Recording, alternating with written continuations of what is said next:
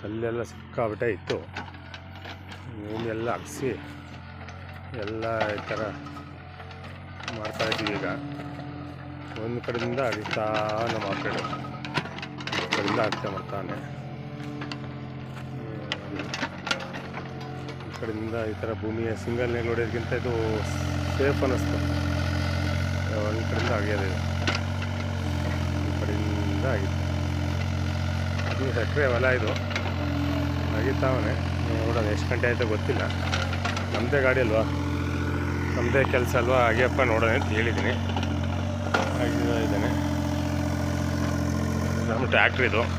ಸಿಕ್ಕಿದಂಗೆ ಕಲ್ಲೆಲ್ಲ ನಿಂಗೆ ಎತ್ಕೊಂಡು ಗಾಡಿ ಲೋಡ್ ಮಾಡಿಸ್ಕೊಂಡು ಹಾಕ್ತಾಯಿದ್ವಿ.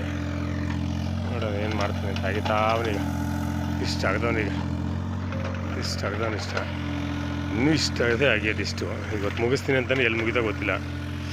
ನೋಡೋಣ.